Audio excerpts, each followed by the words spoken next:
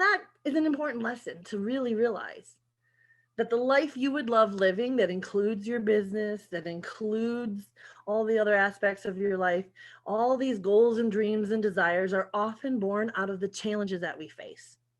So if you're feeling stuck, if you're feeling lost, if you're feeling like, I don't know what the next step is, I don't have clarity, I don't know what life in balance feels like or a full spectrum life, that's okay. This is the place we begin with your challenge. Because there are challenges ahead. We all know that. So let's do a little life assessment in this moment.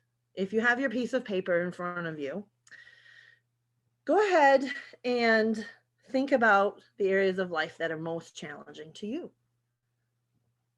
Maybe it's your business. Maybe it's balancing time and money.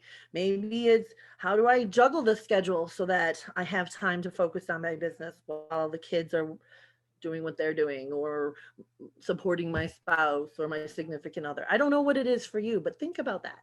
And just write down, what are some of the challenges showing up for you today? This matters to you because out of these challenges, you are going to find goals, dreams, desires, and solutions. So once you get a couple of those written down, go ahead and just circle the one that looks like the most impossible, the most challenging. And we're going to pick up on that again in a little bit. But it's important to notice where we're having challenges because there are two signs and signals for growth. And as we all know, grow helps you grow your business. And in the process of growing your business, you are going to grow. So what are those signs and signals that are actually calling us to growth? They might feel like being stuck, or they might feel like impossible. I don't know my way out. What are the steps? But if you can learn to listen to these two signals, you will have come a long way. And that first one is longing. Maybe you're longing for the trip to Hawaii or the more time, freedom, leaving the regular job and being your own boss. What is it for you you're longing? And the second signal is discontent. This can show up as frustration. It can show up as the places where you feel the most constrained. You know, that place that gets aggravated every time you have to go deal with it. Maybe it's your bank account. Maybe it's the no time in my calendar. Maybe it is, gosh, I really wish I had a better place, you know, my dream kitchen. I wish I had the funds for the trip that I would like, or more for my advertising budget, or whatever it is. But notice it. Where is your longing? Where is your discontent? Because we're in this spiral of life. And your business is going to feel like this too. We're going to make progress and then it feels like we're not going anywhere. And you can either be moving up or down the spiral of life. And if we think about the different categories that are inside this spiral of life, this multicolored kaleidoscope we're creating, we can break it down. One way to break it down would be in 4 different categories. And this is a very important one. I always start with health and well-being. Because if you do not feel good, if you don't have the energy, if you don't have the health to enjoy your success, is it really worth it? So we have results, right? The what is being created. Even now, if we have the privilege to live, breathe another 365 days, you absolutely will have results in your health and well-being. Will they be ones that you love? Oops. Then we have the area of relationships. You have relationships with colleagues, coworkers, clients, and you have relationships with your significant other, your children, your community, your neighbors, your church. We have lots of relationships. Are they living up to your own standards or what you would really love? And as we think about these things, we're going to go through pick up that challenge idea and do a little life assessment further here in a second. We have the area of vocation. This one you're probably very familiar with. You're working on your business. You're working on the steps that's required. You're working on bringing your ideas into the world. But vocation doesn't have to only be about money. It could be how you are volunteering. Where are you showing up and providing your talent, your skills, your knowledge? Are you completely satisfied? And then we have time and money freedom. We lump these together for purposes of really thinking about that last word, freedom.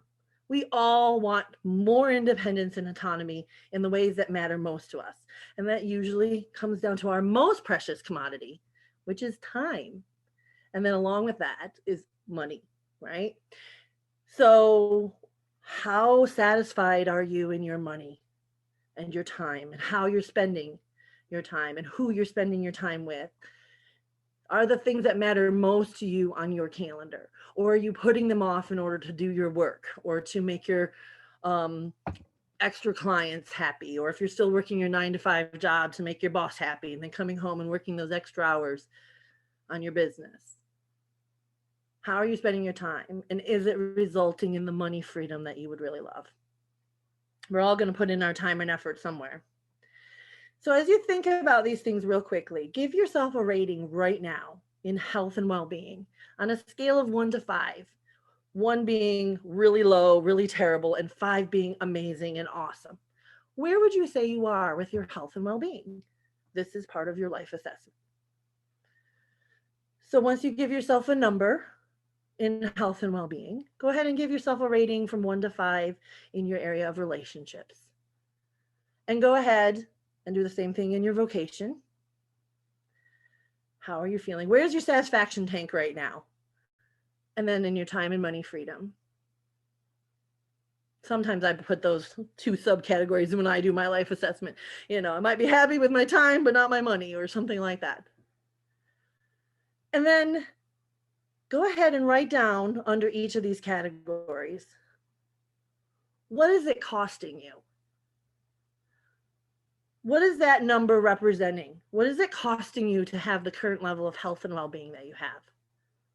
Maybe it is costing you the energy to put in those extra hours, or to have fun running with your family, enjoying the outdoors or the things you really love, biking, hiking, swimming.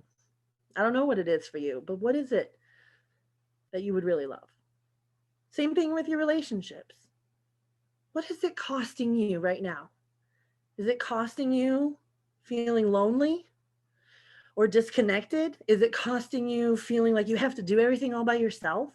You don't have support? Maybe you're fine in your relationships and health and you don't need to worry about it.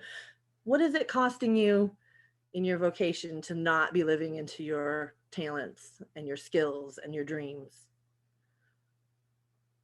Just write a few bullet points down. What is it costing in your time and money freedom? Is it costing you the memories that you could be making?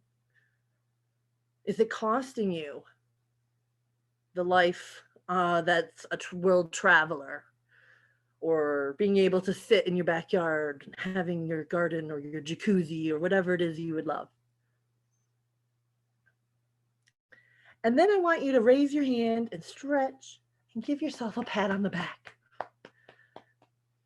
Because that's tough work, looking at that it's costing you something to be at where you're at. And not everybody does that.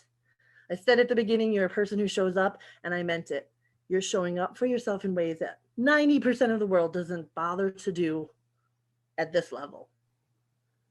AliciaMarie, I have to share a comment we got in the chat from Cammie. She says, I love that you ask, why am I an entrepreneur? I have never asked why I am doing this as a business owner and not an employee. What a great question. Excellent. And then I would invite you to spend some time with that thought, because underneath each of these areas of your category of your life is a why. And if you can tap into that deeper part of you, why do you really want health? So that I can serve my dream of entrepreneurship, of the business I would love, and I can have fun with my kids. I can wake up vibrant and full of life and not achy and wishing I could go back to bed. There was a time in my life where every day was like that, where I just wanted to go back to bed and wondered, why am I awake? Why bother? And if you've ever had thoughts like that, pay attention. That's your discontent showing up. So same thing with relationships and all the other things. So thank you for sharing that, Cammie. I really appreciate that feedback. And that was a very good insight.